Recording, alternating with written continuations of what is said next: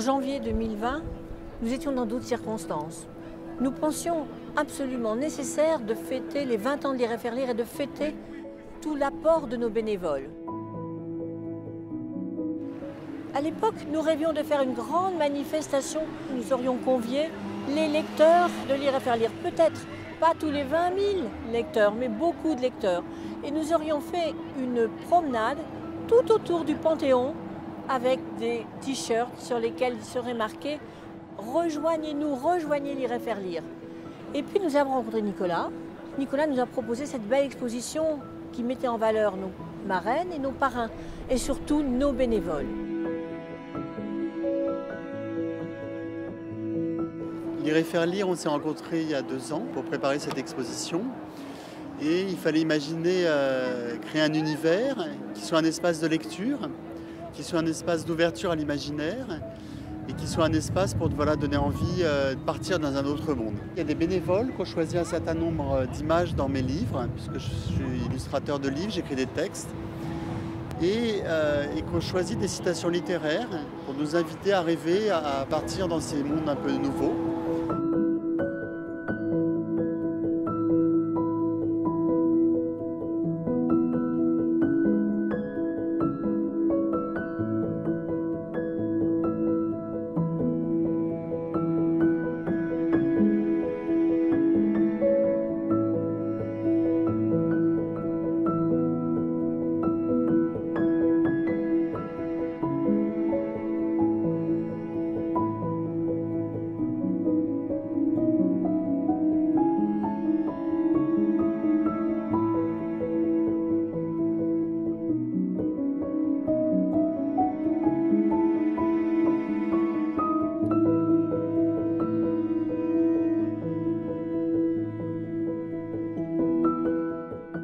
Derrière nous, on voit un jardin d'écrivains.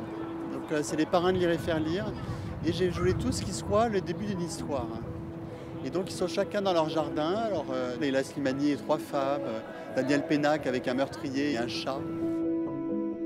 Et c'était l'idée aussi que chacun puisse devenir aussi plus tard l'un de ces grands écrivains avec le pouvoir de pouvoir écrire des mots.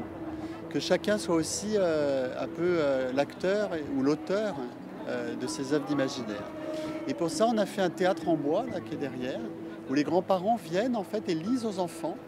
Donc on a vraiment des moments où ils sont perchés en haut des dunes, il y en a qui se lovent dans les creux de bois et dans ces dunes de bois.